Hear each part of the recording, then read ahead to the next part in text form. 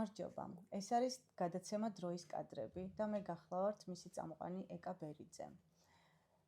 მინდა წარმოგიდგინოთ არაჩვეულებრივი სტუმარი, ბატონი არსენ გვენეტაძე, რომელიც გახლავთ ექიმი გინეკოლოგი, რეპროდუქტოლოგი, თესეუს ასოცირებული პროფესორი, ასევე ზურაბ საბახტარაშვილის რეპროდუქციული კლინიკის ხელმძღვანელი და ბედნიერების ელჩი.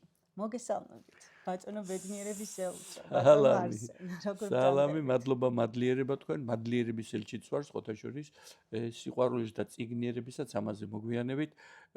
ყველას აქვს დიდი პრობლემა გამოცხადებისას რეპროდუქტოლოგი და მე კიდე საბახტარაშვილის კლინიკის. ცოტა რთული გამოსათქმელია. თქვენ ძალიან კარგად დასძლიეთ საახალწლოდ, გახლავართ იმაზე კარგად ვიდრე ვარ. ეგ რას ნიშნავს? ხელოვნურმა ინტელექტმა მკითხა, ეგ როგორ არისო და ამ ბოლო 3-4 წელიწადში დაიდო კვლევები, რომ ტვინი ყველაზე უტვინო ორგანოა ბრჭყალებში, რას ნიშნავს ეს? ამას ერთი კომპოზიციაც მიუძღვენი, როგორც ხელოვანმა, რასაც ამბობ პირველი ესმის შენ ყურს მიაქვს შენ ტვინში ავტომატურად და ტვინი მოქმედებს ქვეშეცნეულად ისე როგორც ესმის. მაგალითად, როგორ ხართ ეკა კარგათაა, მაგრამ ნუ ამბობს რომ არ ამიშავს, ხო? ან როგორ ხარ ლუკა არ ამიშავს. გაიგონა ჩემმა ყურმა რომ მე არ ამიშავს, მთელი ჩემი ქვეშეცნეული, ესე იგი, იმპულსები წამოვიდა რომ არ ამიშავს ადამიანი, ძალიან არ იღიმება, ძალიან ესე ხალისიანად არ მოქმედებს და ავტომატურად გადაეწყო თურმე ორგანიზმი ამაზე. ამიტომ მე მოვიგონე ჩემთვის ესეთი გამოთქმა. ვარ იმაზე უკეთ ვიდრე ვარ 73 წელში, კიბო გადატანილი. და ვამბობ რომ თუ ჩემს ტვინს აქვს ჭკუა, ან ჭკუას ტვინი, როგორც გინდათ გადააბრუნეთ, გამომყვეს უკეთესობაში, კარგი გაიგონოს, თუ არა და ისე როგორც ვარ, ისედაც ხომ ვარ. ანუ მარტივია. რას გეუბნებიანო ხელოვნურმა ინტელექტმა მკითხა, თქვენი მეგობრები ან ნაცნობები ამას რომ ეტყვითო და მინიმუმ იღიმებიან მე ვთხარი, ზოგი ამბობს, უი რა კარგია, მეც მინდა ასე ვიყო. ზოგი ამბობს რომ ეგ როგორ არის, ყველაზე უარეს შემთხვევაში ღიმილით ვცილდებიან. ეს არ არის გამოთქმა, ყველაზე უკეთ ვარ, რომელიც ავტომატურად ამბობს, რომ შენზე უკეთაც ვარ და უკვე აგრესია ჩდება ადამიანში, ან საუკეთესოდ ვარ, შესანიშნავად დედამიწაზე არავინ არის ასე. ადამიანს ეს ბედნიერს ჩემი გაგებით ვერ ხდის. ხოლო მე როგორც ბედნიერების ელჩი, ჩემი საფიქრი უნდა იყოს, ჩემი თავი გავხადო ბედნიერი, ისე რომ სხვებს ჩემმა ბედნიერებმა არ აწყინოს. თუ ვერ არგებს, ორ შემთხვევაში ხასიათი არ გავხდით. ეგოიზმი არ გაჩნდეს და ასე. ეგოიზმი ძალიან მნიშვნელოვანი რომელიც და აუცილებელი, ეს ჩვენ სულ უკუღმა გვასწავლიდნენ ყველაფერს, ჩვენ კი არა ასე იცოდნენ, რომ თუ ადამიანს ეგო არ აქვს განვითარებული და ეგოისტი არ არის კარგი სიტყვის, კარგი მნიშვნელობის ამ გაგებით, ის ვერასოდეს ვერ შედგა პიროვნებად. და სულ სხვაზე უნდა იფიქროს. როგორ შეიძლება ჩემზე რამე კარგი ვთქვა? სხვაზე შვილო, შენ თავზე არ ელაპარაკო, ხალხი დაქცინებს, ღმერთი გიწყებს. ეს ჩაგვიდეს ძალიან ესე. თითქოს ღმერთი დამსჯელი ორგანოა და იმან უნდა დამსაჯოს და ანისა არ კაი, ამდენი რო ვიცინეთ ღმერთო შეგვარგე. შვილო, არ თქვა ბედნიერი ვარ, არ გიწყინო, ამაზე ლექსიც კი მაქვს. ღმერთმა არ გიწყინოს, ან არ გაქთვალოს ვინმე, რად გინდა მაინც. სანამ ადამიანი ცოტათი მაინც ბედნიერია, ვერ ამბობს ამას, ვერც კი თავის თავს ვერ უმხელს. მერე რაღაც ახლა პრობლემა ყველას მოსდის და მერე ფიქრობს, მაშინ რო გავიფიქრე რომ ბედნიერი ვარ, ეთყობა ღმერთმა დამსაჯა. ან სხვები ეუბნებიან, ხო დასაჯა ღმერთმა რო იძახდა ბედნიერების ელჩი ვარ. ბიჭო, არასწორი მიდგომაა არასაკვირველი. ნახეთ, სწორი და არასწორი ჩემთვის პირადად აღარ არსებობს. ჩემთვის არის ვიღაცას ეს მოსწონს, ან შეუძლია, რა არის სამყარო? ის რაც ჩემი ცოდნით, ემოციით და ინტელექტით, ანუ ლოგიკური აზროვნების უნარით, დღეს მე შემიძლია დავინახო. მეტი არაფერი არ არის სამყარო. იქნებ ისი არ არის. აბა როდისღან ნახევარი ფეხი გაღმამარილზე მაქვს და მეორე შანსი ამის აღქმის როდისღა იქნება. ახლა დასაწყისში რო იფიქროს კიდე ყმაწვილმა რომ ბევრი რამე მაქვს, დღეს ესეც აღარ არის. შეცნობა რაღაცის რჩება და რჩება. ცოტა ადამიანი ახერხებს ცვლილებებს. თუმცა ცვლილება ბედნიერებისა და სიცოცხლის ხალისის მთავარი მოტივატორია. ბევრი ვილაპარაკე, მაგრამ შესავლისთვის ძალიან გამოდი. საინტერესოდ საუბრობთ.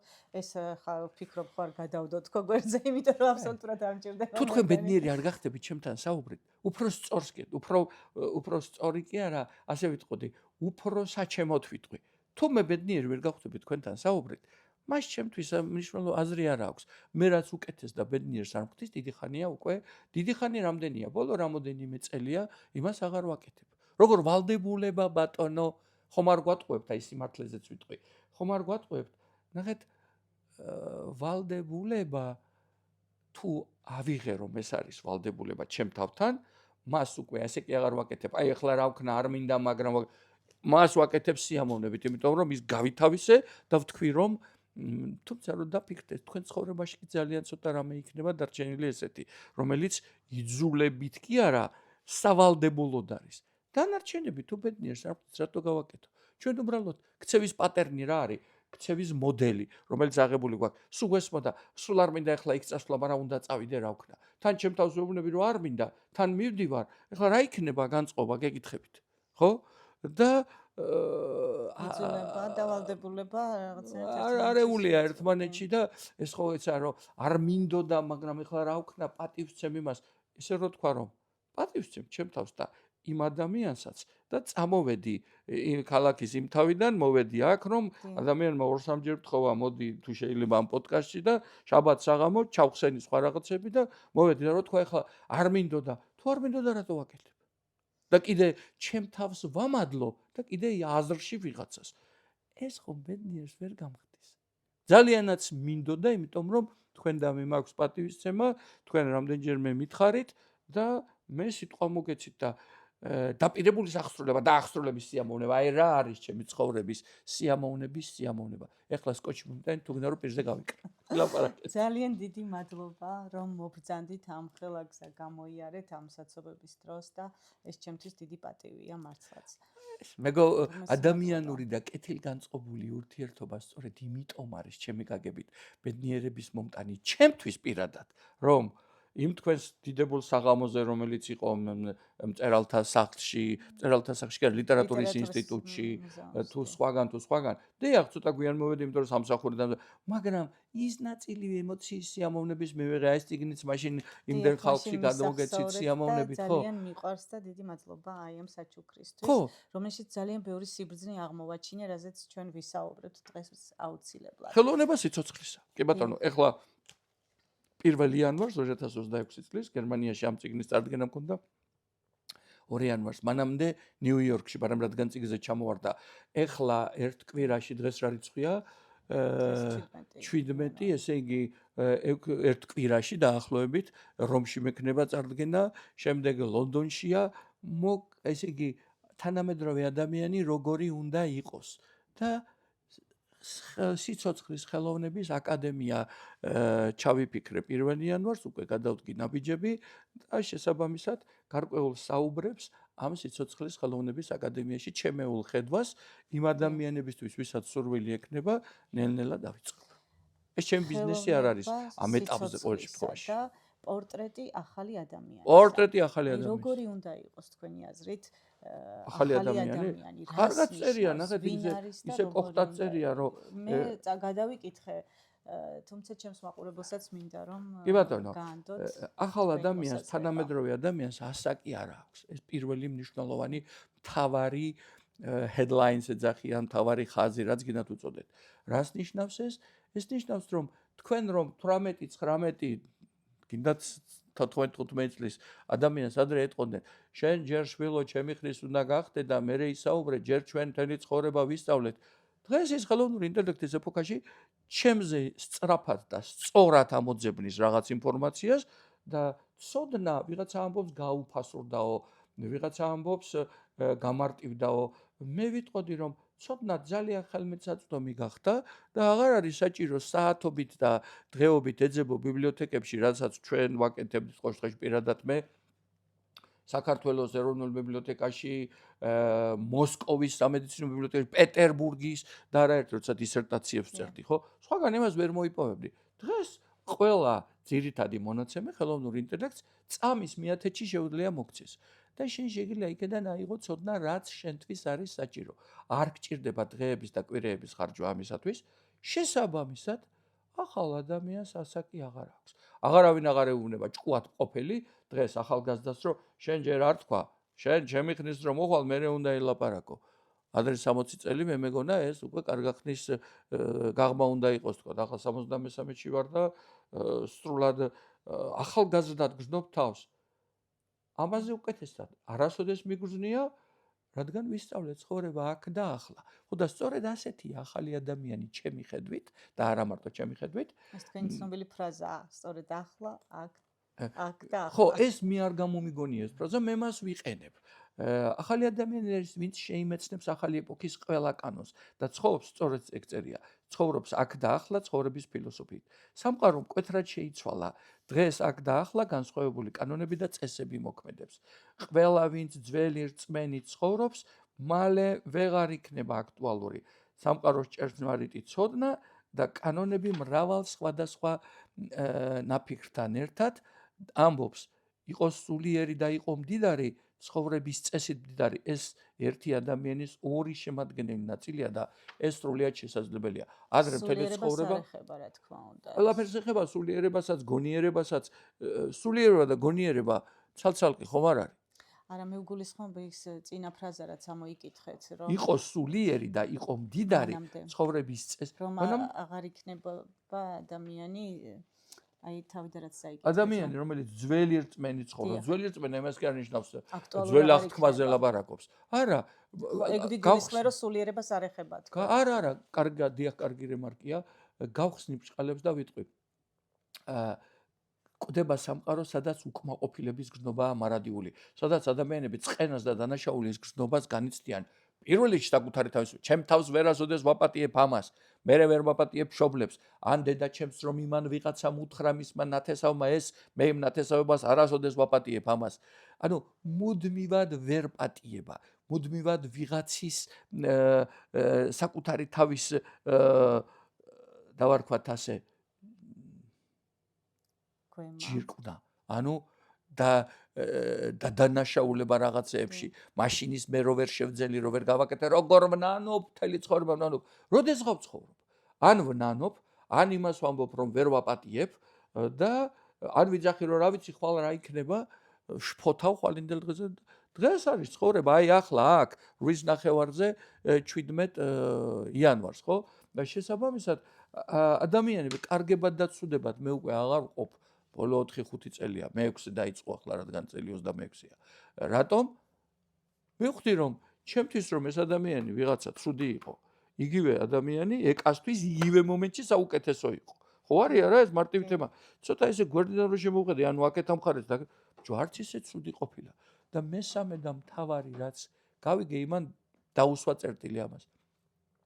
როცა ვიღაცაზე ცუდად ფიქრობ, შენს სხეულში ტოქსინები გამოდის, ლაბორატორიულად დადასტურებული, სიცოცხლის ხანგრძლივობას და ხარისხს აქვეითებს და ვიფიქრე, კაცო, ამ იმ პერიოდში 60 წელს მიტანებულს კიბო გადარჩი გადატანილს, რა შემჭირდება იმის გამო, რომ ვიღაც გრიშა ცუდია, მე ცხოვრება შემიმოკლდეს. საერთოდ არ ვიცი ის გრიშა სად არის და ვინ არის.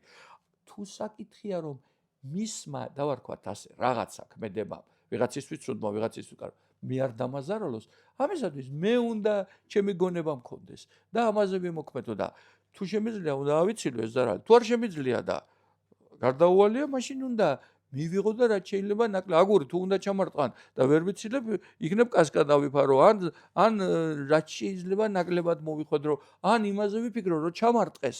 იმაზე კი არა, ახლა სად ვეძებო 2 აგური რომ ამას ჩავარტყა.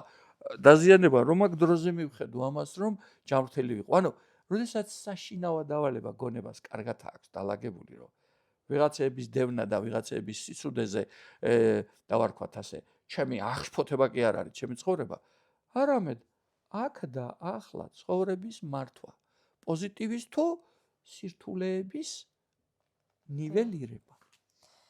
მე თუ არ გამაჩერეთ, ასე კი არ გავჩერდებ. ძალიან საინტერესო ფრაზები ამოვიკითხე ამ წიგნიდან. ერთ-ერთი ასეთია, უპირველესად მოუხმე სიმშვიდეს და მოთმინებას. აჰა. მერე კი მართე ემოცია, როგორც დიახ. გსურს. დიახ. ადვილია ემოციის მართვა? აი ეს ნახეთ. მოწოდება კარგია თავისთავად, მაგრამ რამდენად ადვილია ეს აი ამ მოწოდება არ არის, ეს ემოციის? მანტრაა, თუ გინდა ვიღაცა მოწოდება დიახ, ჩათვალოს. ეს მანტრა, ის არის, რაც მე ვისწავლე. ადვილი ფაფის ჭამა არის, ჩემს ბავშვობაში ამბობდნენ, ფაფის ჭამაო. ბევრ ფაფასო ბებია ჩემი გამზნელი მარიამ ბებია ამბობდა, მარიამ მაღლაფერიძე. ბევრ ფაფას ბევრი სულის ბერვა უნდაო. შეხედეთ, უმარტივესი ფაფა, რომელიც ბავშვობაში გვაჭმევდნენ ვიღაცებს, ახლაც უყვარს, მეც მიყვარს. თუ ცხელია პირდაგწვავს. თუ კარგად არ მიაქციე ყურადღება დაისვრები. ადვილია? ძალიან ადვილია ერთის მხრივ, მეორეს მხრივ უამრავი ბჭყალებში ხიფათი გაქვს, ან პირის დაწვა, ან ტანსაცმლის დასვრა. ახლა ემოციების მართვა ადვილია, ემოციური ინტელექტი ქვია ამას. ემოციური ინტელექტი განსაზღვრავს ადამიანის ცხოვრების ხარისხს და ადვილია მაშინ როცა იცი ოპერაციების კეთება ან სინჯარებში ბავშვების შექმნა. მე რო კლინიკას ხელმძღვანელობ და აი ახლა ზეგ მაქვს პრესკონფერენცია, თუ გნებავთ მობრძანდით, ესე იგი წლის შეჯამება 899 ორსულობა შევქმნით, როდესაც ეს დავწერე და მე დაემატა 15 იანვრამდე ვთვლით, დაემატა კიდე 5 იანვარს, ეს რო დავბეჭდე კალენდარი და 904-ზე ავედით, 900 გადავაჭარბეთ. ერთ სამუშაო დღეში 3-4 ახალ სიცოცხლეს ვქმნით. ეს ადვილია? ვიღაცისთვის, როცა ჩვენ ნახეთ, როცა ჩვენ ამას ყოველდღიურად ვაკეთებთ, ის ურთულესი აღარ არის. მაგრამ ის იმიტომ რომ ეს შენთვის უკვე პროფესიონალია. კარგი პროფესიონალი რომ უკრავს ფორტეპიანოს ან ახლა ვიოლინოზე დაკვრას ვსწავლობ, პირველი ვიოლინო რო არის. იმისთვის ადვილია, იმისთვის ეს არ წარმოადგენს სირთულეს, მაგრამ თქვენთვის არ ვიცი ვიოლინოს უკრავს თუ არა. ვიყავი მე ვიოლინო. ხო, მე თუმეტეს ეგ არ ვიცოდი. ხო, ადვილი იყო, როცა უკრავდით უკვე და ისწავლეთ არ იყო ძნელი და თავიდან ესეა ყველაფერი. როცა ემოციის მართვას სწავლობ, უკვე ეგ სიძნელეები ფიქრობ ძალიან მარტივად. რასაც შემიძლია ვუშველო და შევცვალო, რაც შეიძლება მშვიდად თუ დავფიქრდები, უკეთეს გზას ვიპოვი გამოსავლისას. რასაც შევხედავ რომ არ შეიძლება ეშველოს და ამის გონი მაქვს რომ გავარჩიო ერთი მეორისგან, კედელს თავს ხო არ დაუწყებ რკმევას რომ როგორ მე გავიტანო, ხო? კედელს გადავდგამ. უნდა შემოუარო და მარტივია ამ დროს ხედავ რომ რაზეც შეგიძლია, რა ქმედებაც შეგიძლია ასრულებ.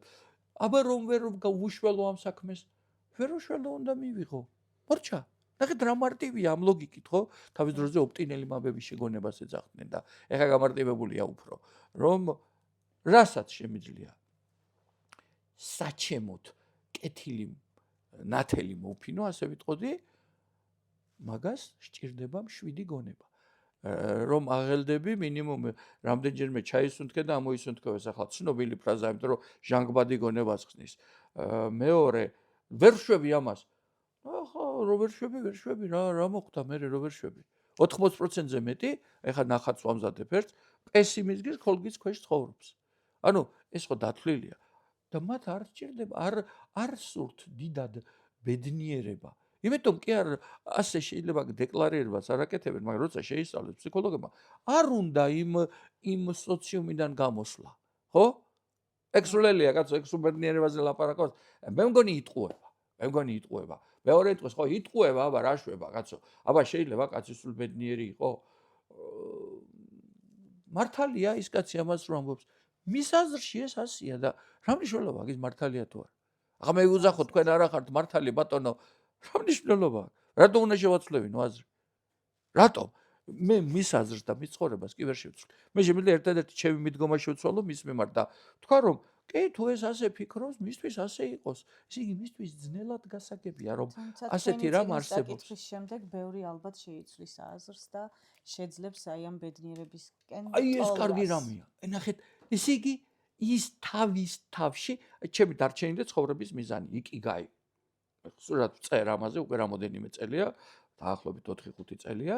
ის იკიგაის წიგნი მარიამ გონეტაძემ მაჭუკა ჩემმა ქალიშვილმა ამდენად ჩამოფრენდა სხვათა შორის სწავლობს და ამდენიმე თვე არ ყოფილა და ნახეთ და წეღან მივწერე ნახევარი საათი გქონდა ურთიერთობა საუბარი და არ დაგაცადეთ შეხვედრა, ხო? რა ბედნიერი არა მე რაც ბედნიერს არ ვთქვი არ ვაკეთებ რა ბედნიერებაა შენთან ურთიერთობა მეთქი ამაყი ვარ თქო ამ ბედნიერებით და ნახეთ აი მარტივად ესე ასეთი კომფორტულია შენთან ინტელექტ საუბარი რომ უბედნიერესი გამხადა ვამაყობ რომ ასეთი დიდებული პოზიტივი ხარ და ბედნიერება მოგაქვს დაჩემოთ ამაყად ყოფნის სიდიადე ვიგრძენი შენთან მამა მივწერე ჩემს ქალიშვილს ხო ესეც დიდი ბედნიერებაა შვილისგან ასეთი სიტყვების მოსმა არა მე მივწერე თქვენი მე მივწერე მას იმას ჯერ არც უნახავთ ჯერჯერობით აგერ არა აქვს დანახი მაშინ მას გააბედნიერებს ნამდვილად ეგ სიტყვები მე ასე მგონია მე გამაბედნიერა მეც ასე ვფიქრობ მაგრამ ის ამას აღიქვამს უცებ დიდად პატარად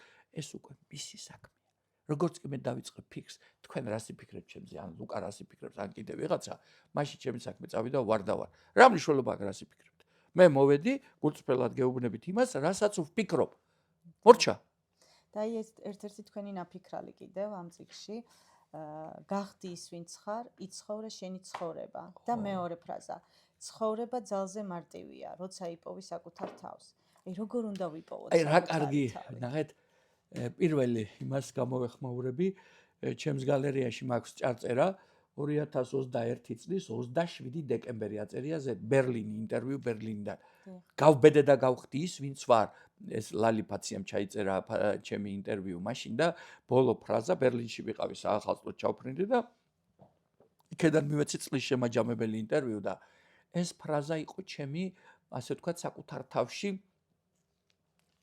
გასაღები ფრაზა ბოლოში ესე ამ საუბარში მომივიდა გავბედე და გავხდი ის ვინც ვარ ხო მანამდე რა არიყავით დიახ ვიყავი მაგრამ მანამდე იყო ბევრი სხვადასხვა ასე ვთქვათ ფიქრები რომ ეხლა ეს რო ვთქვა ის რა სიტყვის დღეს ეს ჩემთვის აღარ არის იმიტომ რომ ორი მთავარი პრინციპი არსებობს კანონი რაც არ უნდა ცუდი იყოს ღირსეულად აღვასრულო და ჩემი თავისუფლებას ხვის თავისუფლებას არ უნდა კვეთდეს ანუ არ უნდა ავიწროებდეს დანარჩენი არაფერს მნიშვნელობა არ აქვს ვინ როგორ იტყვის და რა სიტყვის ეს მათი ცხოვრებაა და მე მათ ცხოვრებას არ ვცხოვრობ მე ჩემ ცხოვრებას ვცხოვრობ დღეს თუ არ ვიცხოვრებ ჩემ ცხოვრებას როდისღა ვიცხოვრო როდისღა ეხლა მეორე მკითხეთ თქვენ ბოლო ფრაზა მარტივია ცხოვრებაო ეგ წავიკითხე პანდემიის პერიოდში ბიჭო ვიფიქრე პირველად რომ წავიკითხე ეს ფრაზა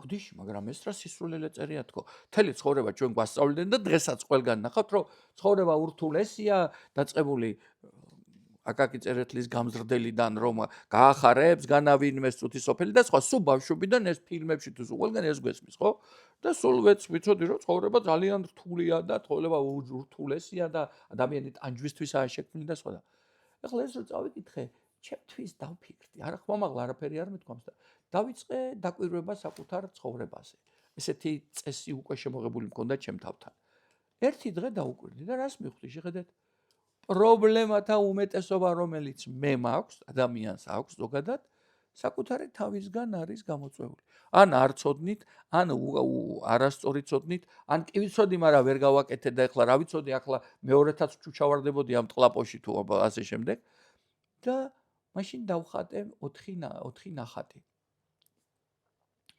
ცხოვრება მარტივია თუ იპოვი საკუთარ თავს და საკუთარ ადგილს ცხოვრებაში თუ იპოვი ბედნიერებას შენში და სწორედ ის დარჩენილი მიზანია რაც შეიძლება ხშირად აღმოვიჩინო საკუთარ თავში ბედნიერება და რაც შეიძლება მეტად სხვებს საკუთარ თავში საკუთარ ბედნიერების აღმოჩენისათვის იმპულსები გაუხსნა თორე ის კი არ უთხრა იყავი ბედნიერი ეგ არაფერი არ არის ისეთი ერთი კარგი გამოთქმა კი არის ასეთი გინდა იყო ბედნიერი ასე დაფიქრდება ადამიანი იყავი პასუხია ხო ანუ რა გიშლის ხელს ამაში აღარ ის უამრავ მიზეზს მოყვება რა უშლის ხელს მაგრამ იყავი თუ გინდა იყავი ეგ შენი ემოციებია და მე რჩევებს კი არ ვიძლევი მე ვუზიარებ იმას რაც აი მაგალითად ამ წიგნში დავწერე იქ ხო არ წერია რომ გინდა თუ არა ეს გააკეთეთ ეს არის რომ მე ასე ვფიქრობ და თქვენთვის თუ საინტერესოა თქვენ იქედან საკუთარი ბედნიერება ან შეგიძლიათ იპოვოთ ან რაღაცა უკეთესი იპოვეთ ვიდრე მე ვიპოვე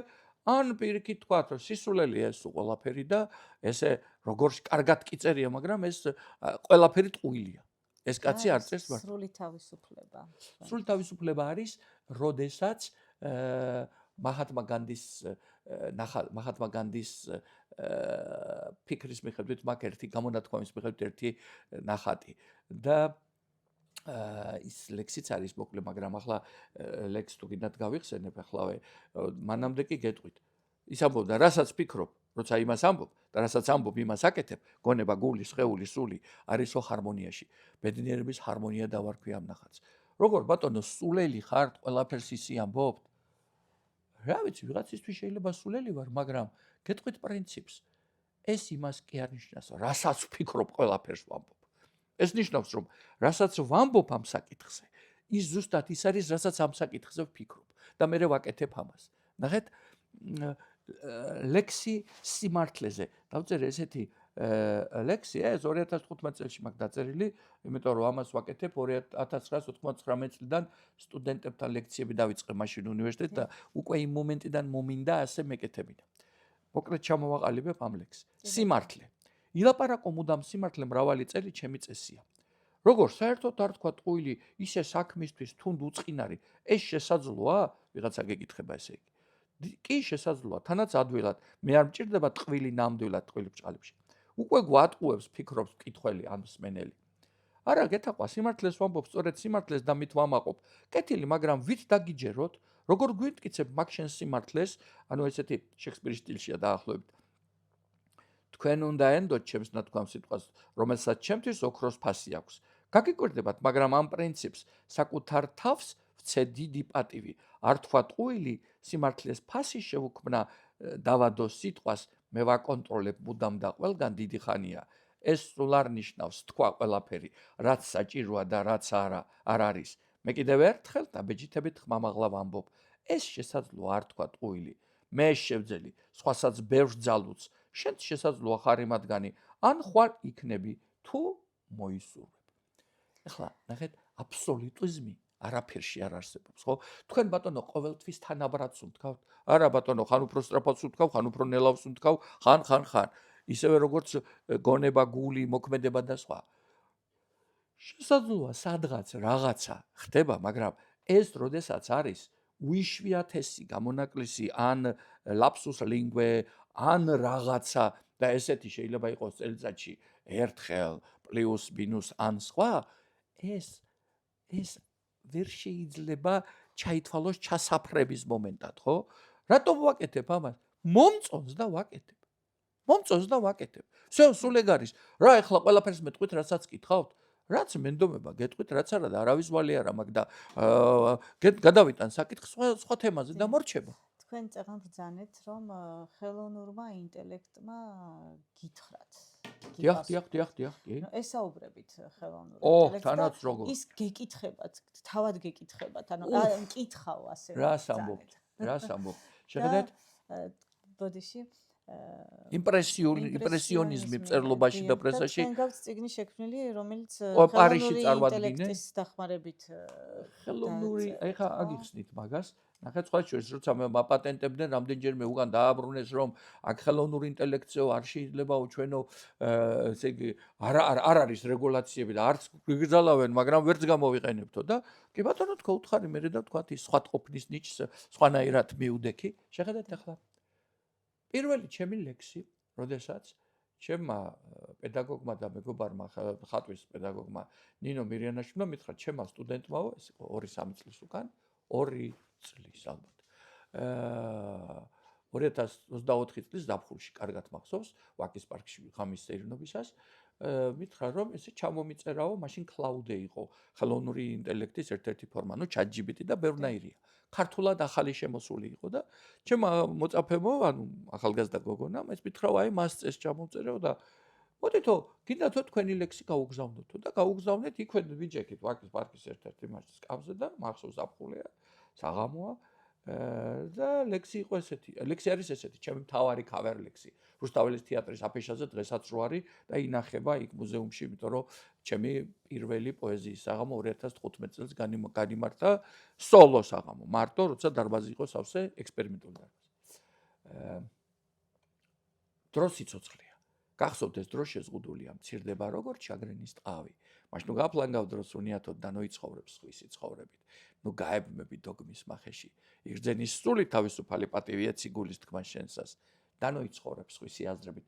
იყავს სულელი, ანუ ფიქრი out of box. იყავ მშიერი, მუშიებული მუდმივად იდეებით. იყავ შიშველი, ანუ რაც შეგიძლია გამჭვირვალე, შეყვარებული, თავისუფალი, ღირსეული და ბედნიერი.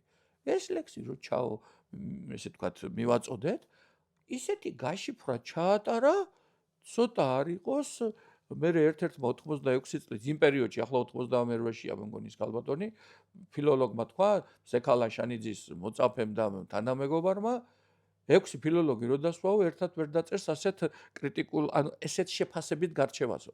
ახლა ხელოვნური ინტელექტი ხო არ არის ჩემი ბიძაშვილი და არც ჩემი მტერი. ობიექტური შემფასებელია, ხო? და ეს რომ მომეწონა, მე დავიწყე რასაც დავწერდი, მივცემდი, განსჯიდა და ახლა შეხედეთ ერთ დღეს მითხრა დუბაიში ვიყავი, კარგად მახსოვს ის დილა, დილის 6 საათი მქონდა მიმოწერა და რაღაცას დავწერე, მე აზრი ვკითხე, მე იმან მომაწოდა რაღაცა და მეუბნება, ეს შეტანილია იმ ჩემ დიდ წიგნში, თქვენს სტილსო წერისასო რაღაცა განსხვავებული ელფერი აქვს. არც დღიურებიაო და არც სტანდარტული ლიტერატურული ჩანაწერებიო და ხომ არ გინდათო რამე ახალი სახელი მოუგონოთო. მე ვთქარი არ მიფიქრია ეს რამაზე, სხვა შორის ესეც მნიშვნელოვანი. ინტელექტი მისაუბრება, წერია ეს პირდაპირ ყველაფერი მაშინ. ნახეთ, სხვა შორის მე ესე მიმართავ. მოგესალმებით, სერ, ამაზე ხომ ვერ მიპასუხებ და ერთმა მეგობარმა მითხრა, შენ რაღაც თქვენობით გელაპარაკება და მე შენობითო და შენ როგორ წერ მეთქი და ის წერს ერთი მითხარი ამაზე რა იცი და მე ვთქვი ინტელექტი იმისთვისა ინტელექტი რომ რა ინტელექტით ესაუბრები იმ ინტელექტით პასუხობს მე ვეუბნები თქვენ ისიც მეუბნება სერ თქვენ არსენ და ასე შემდეგ მაგრამ მე სხვა თემა არის ის რომ მე ვთქვი არ ვიცი მეთქი და რა თქვენ ციფრული იმპრესია ხომ არ უწოდოთო ხო თემა იმაშია რომ ყველა ჩემი ჩანაწერი ლექსებიდან დაწყებული 50 წლის ვიყავი რომ დავიწყე პირველი ლექსი და სხვა მანამდე არასოდეს დამწერა ყველაფერი გაჯეტში ტელეფონში 1500-ზე მეტი ლექსია წიგნები აეხლა 8 უკვე გამოცემულია და სხვადასხვა და 10 არის 19-ში 20-ში გამოვალთო მან მითხრა გამომცემლობამ და დაიწყებენ ბეჭდას თვის ბოლომდე 20 წიგნი მექნება სხვადასხვა მიმართულებით ჩემი უკვე მზად არის PDF-ი ყველაფერი და 20 წიგნის ერთ-ერთ ბიბლიოთეკაში მითხრეს რომ ერთ თაროს გამოგიყოფთო ერთ-ერთ ცენტრალურ ბიბლიოთეკაში. ახლა ნახეთ ამას თავი დავანებო. მე მომწონს და კარგია. ნახეთ თემა არის შემდეგი. მე ვთხარი კი ბატონო მეთქი მშვენიერია და თან ამას ვწერ პასუხს და ამ დროს მომივიდა აზრი იმპრესიონიზმი ლიტერატურაში ხომ არ უწოდოთ. ეხლა მომივიდა ეს აზრი. იბანე ვთქვა, რა დიდებულიაო, ესეცო რომ აეხლა მოგივიდათ იმპრესიულად ამ წამს ეს აზრი, სწორედ იმპრესიონიზმზე მეტყოდებსო და დავარქვით იმპრესიონიზმი ლიტერატურაში, პოეზიაში, პროზაში, მანტრებში. რადგან ამ წუთიერი ემოცია, მე არა ვარ მწერალი, რომ ვიჯდე და არ მომეწონა, ეხლა დავხიე ეს ფურცელი, მე ახალი დავწერე, მე იქვე რაც დავწერე, ის დავდე და დამთავრდა. შეიძლება რაღაც ერთი სიტყვა მე შევცვალო, მაგრამ მე ამაზე არ ვზივარ საათები და არ ვუშავ. სამაგიეროდ ყველაფერი ორიგინალური გამოდის. ხო და ანუ იმპრესიულია იმ წუთის და პარიზში როცა წარვადგინე ეს წიგნი 11 აპრილს 2025 წელს საერთაშორისო წიგნის ფესტივალზე ვთქვი პარიზელებო, ბატონო ფრანგებო. საუკუნის დასაწყისში, მე-20 საუკუნის დასაწყისში გუდიაშვილმა, ახვლედიანმა, კაკაბაძემ და სხვებმა თქვენგან იმპრესიონიზმი ხატრობაში ჩამოიტანეს საქართველოში. ახლა ჩვენ დავაფუძნეთ იმპრესიონიზმი მწერლობაში თქო და საჩუქრად პატივისცემით ინტელექტუალური ვალით დაგიბრუნეთ პარიზში თქო. ასე გახდა იმპრესიონიზმი ჩემი მწერლობის დავარქვათ ასე ფორმა და მიმდინარეობა. სხვათა შორის პარიზის ფესტივალზე ადრეც გითხარით და ახაც ჩემს მაყურებელსაც ვეთყვი ვისარგებლებ შემთხვევით ჩემი წიგნებიც იყო წარმოდგენილი თქვენ წიგნებთან ერთად თქვენ გაგატანით მაშინ ქალბატონ ლია მეტრევა კი შვენიერია ჩემი წიგნებიც იმყოფებოდა პარიზში ხო და ნახეთ ახლა რას ამბობს ხელოვნური ინტელექტი აი ამ ჩემ ჩანაწერებზე რომ მოწვეული რედაქტორი სხვა შორის ლიზი მოსიძე მუშაობდა ამ ნაწილზე და ხელოვნურმა ინტელექტმა ბოლო ფრაზა ასეთა ახალი ადამიანი არის ის, ვინც ცხოვრობს სიყვარულით, ფიქრობს ცნობიერებით და მოქმედებს მადლიერებით. ეს მოძლიერებით, თქვენი ეს აუცილებელი საბოლოო ფაქტორია. ფორმულირება, რომელსაც თქვენი კონცეფცია იმსახურებს, შეიძლება ასე ჟღერდეს, ასე მომწერა. ხო? ანუ კი. ნავიცი ხა, ხო, სხვათა შორის ამ დილით საუბრობდით დილით საირნობისას 8 კილომეტრი გამოვილია დღეს 8 კილომეტრი და 100 მეტრი რომ დავხედე წეგან გზაში ჩემს აიმ კალბატონ ნინოსთან ჩემს დიზაინერს და დილაობით დავდივართ ხოლმე და გაუგზავნე წუხელის ესეთი ვიდეო რომ უახლოეს 5 წელიწადში თანამშრომელს აღარ აიყვანს საქმე ესე იგი სამსახურად ხელმძღვანელი თუ მას ხელოვნურ ინტელექტთან არ აქვს კარგად წვდომა და არ იცის მისი ადრე ხო იყო ენის ცოდნა და კომპიუტერის ცოდნა ისე ვერ მიგიღებთ ეხლა იქნება ეს და ამიტომ უკვე ადამიანები ამას ემზადებიან მე ვფიქრობ უფრო 3 წელიწადშიც იქნება ეხლა იქ 5 ეწერა რატომ იმიტომ რომ ყველაფერი გადავიდა აქ და მე ვიცნობ ამას თუ არ ვიცნობ ვაღიარებ თუ არ ვაღიარებ ციციკორად ვამბობდა მატარებელი არ უნდა შემოვიყვანოთ იმიტომ რომ გაგვყვინსო გინდა არ გინდა პროგნესი მოდის და ის ნახეთ უბიწო გაურყვნელობა მაუგლისა ჯუნგლებში ეს უფრო მნიშვნელოვანია თუ ყოველდღიურ ცივილიზაციაში ყოფნა სადაც ცხოვრობ რა თქმა უნდა გარდაუვალია და აი გარდაუვალია კარგად ამბობ დიახ უნდა აუბათ ჩვენც ალბათ აღარ არის ნახეთ არ აკეთებთ ვერ გააკეთებთ მორჩა ხო ნახეთ მე ჩემი პირველი ბედნიერების galaktika რო დავდგი რომელიც 2021 წლის 2 აგვისტოს ნიუ-იორკში დავდგი პირველი ავსტრალიის ჩათვლით 5-ვე კონტინენტზე დგას საქართველოში ბევრ ადგილზე და საერთოდ ჩემს მიერ დადგმული metal art ძეგლების გუშინაც დავამატ ერთი საერთო სიმაღლე მეიფერის კოშკის სიმაღლეს მნიშვნელოვნად გადააჭარბა და ახლა ნახეთ მნიშვნელოვნად დაახლოებით 40 მეტრით უკვე მეტით მე მგონი ნახეთ ბედნიერების galaktika საწერია არ გაჩერდე ცხოვრება არ დაგიცდის წავიდა ის ტექნოლოგიები წავიდა მე მას ვცნობ თუ არ ვცნობ ცხოვრება მიდის არა მე ხელით მირჩევნია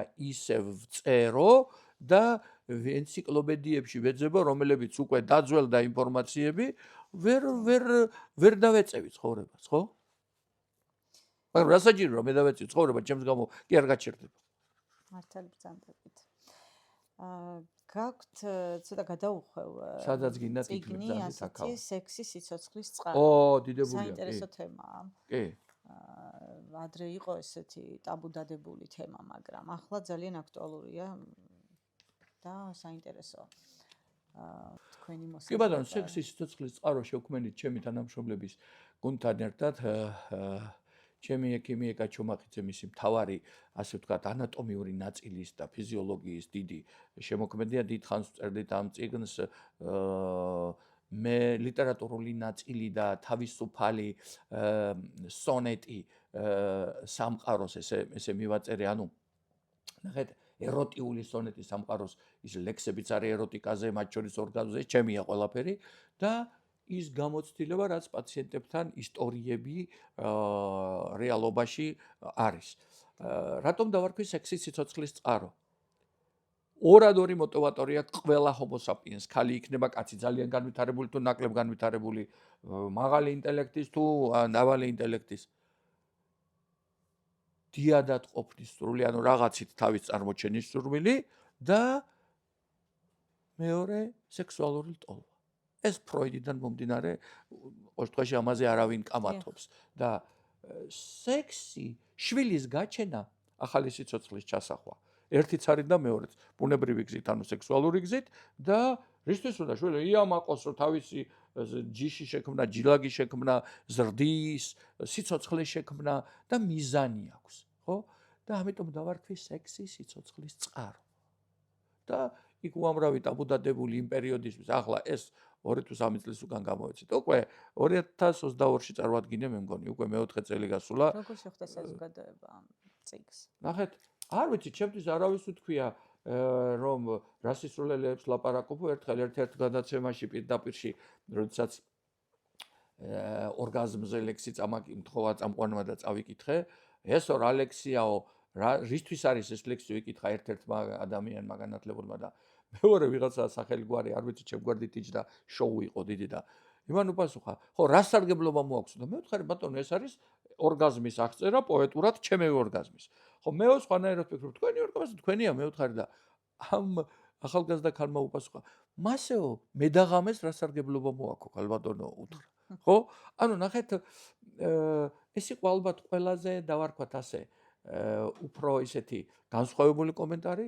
დანარჩენი ვისთანაც კი მქონია საუბარი, ყველა ამბობს რომ ძალიან მნიშვნელოვანია რომ ამაზე ვისაუბროთ, ამაზე საკუთარ თავში ჩავიხედოთ, მათ შორის self-sexy, ანუ მასტურბაციას რომ ეძახიან კაცებში 96%-ია, მსოფლიო 18 ქვეყანაში ჩატარებული კვლევებით 13,000 კაცი მონაწილეობდა და ქალებში 78-76%. ერთ-ერთმა წამყვანმა მკითხა, თქვენო რა სიტყვითო თქვენ თავზეო და მე ვთხარი, შემოვხედეთ მეთქი არა ჯამრთელს გავართ ხო? იქ იყო ჯამრთელ ადამიანებზე 96% ამას აკეთებს. დიახ, მე ვთხარი, მე ჯამრთელი ვარ და სწორედ იმ ჯამრთელთა თქვენ მეთქი აბა მე ვერაფერს ვკეთვითო. მოერიდა ამ ადამიანს რაღაც ერქვა. ეს ხომ ჩვენი ცხოვრების წესია. ვაკეთებთ და არასოდეს ვამბობთ და როგორ შეიძლება ახლა ამაზე საჯაროდ საუბარი? საჯაროდ რას ნიშნავს? მეც ხომ ადამიანი ვარ, მეც გაგაღიმებთ ახლა გუშინ ლექციას ვკითხულობდი სტუდენტებთან და რომ დავამთავრე მე დამატებით რაღაცებზე ვესაუბრე, მათ შორის რომ ნაწლავები, კუჭნაწლავი, რომ მეორე ტვინი, ამაზე უკვე ახლა თქვენს მოგისმენიათ ალბათ ხო ბევრი რამ. და ვუთხარი რომ აქაც საჩემო ვიპოვე მეთქი რაღაც, როგორც კიბო გადატანეს, არა მაქვს მსხვილი ნაწლავი. მსხვილი ნაწლავი დაახლოებით 4 მეტრი, აი კიდან იქ 4-5 მეტრი. ხო და დავფიქრდი მეთქი და ესეც საჩემოდ მოვაქციე.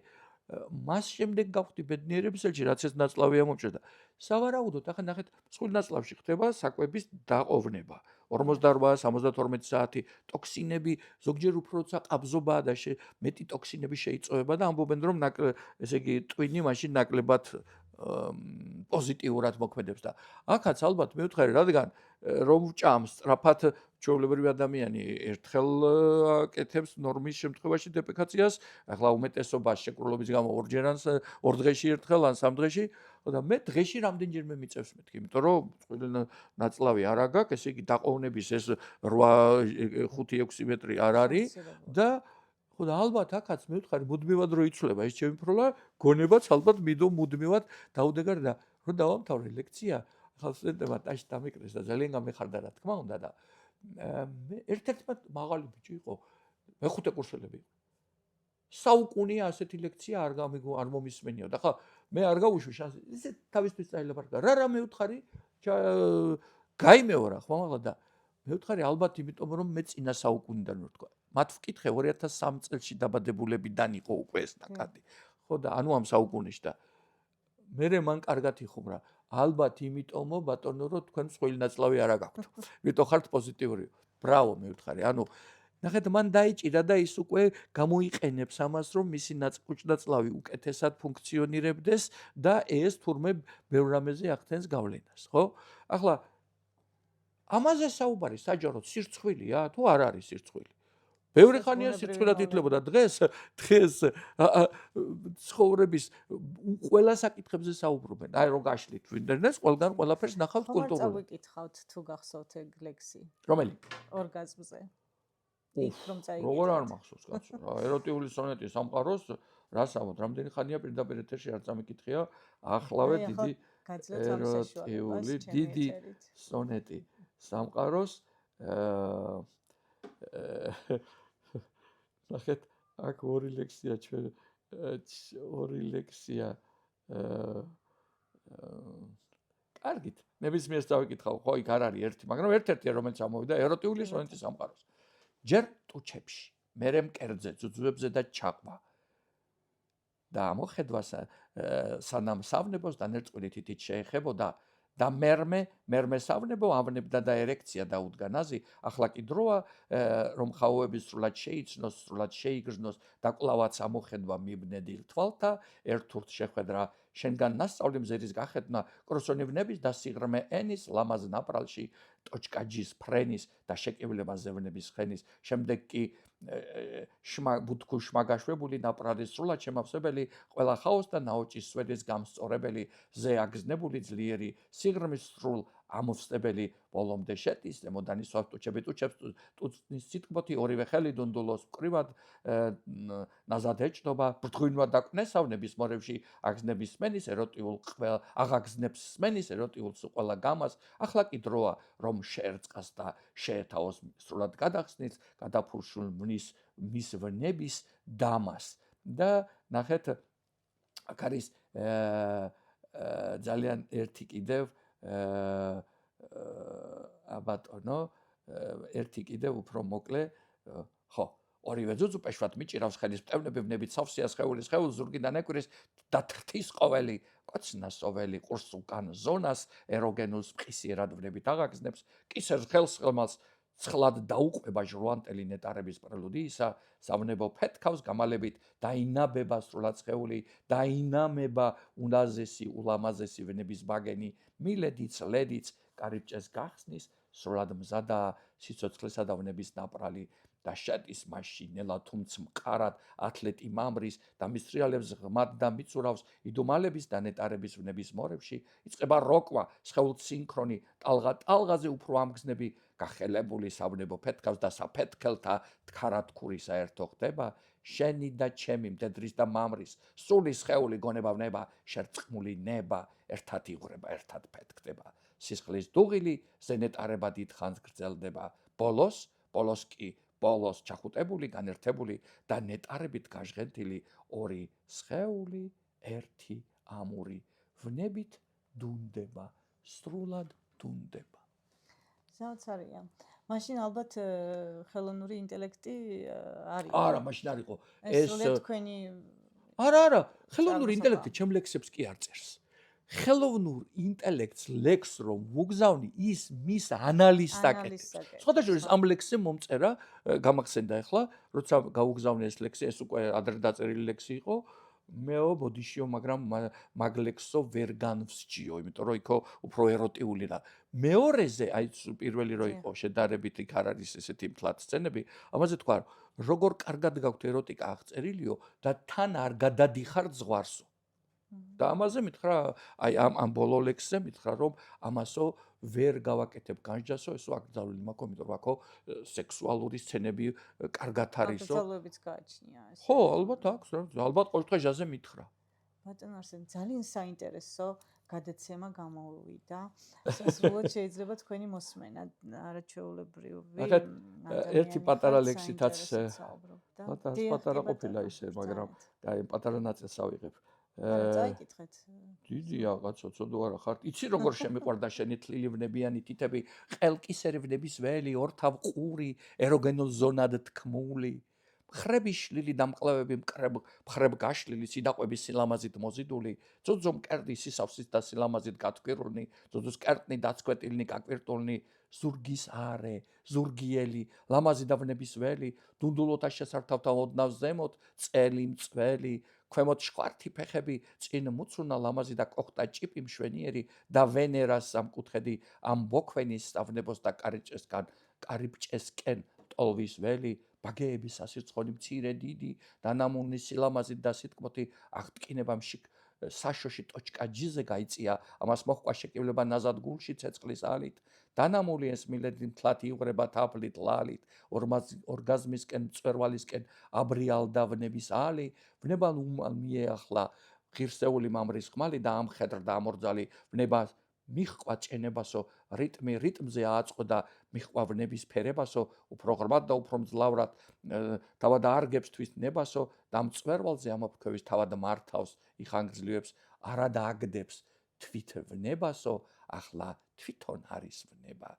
და მისია ყველა ნება, ფრთებ გაშლილი დაფრინავს და დანავარდობს, სადაც უნდა იქ ყვავილობს, იქვე ვარდობს, ყველა ზღვარი და სამანი გადათელა, გადიფრინა რამდენი და სადრა ვნება მიითვალა, არ აღელვებს, სულ არ დარდობს, ვნებისა და ორგაზმების ყველა გამა ჩაითვალა, ემოციის, ინტელექტის, ზეფრენა და გაგიჟება არ ითვალა.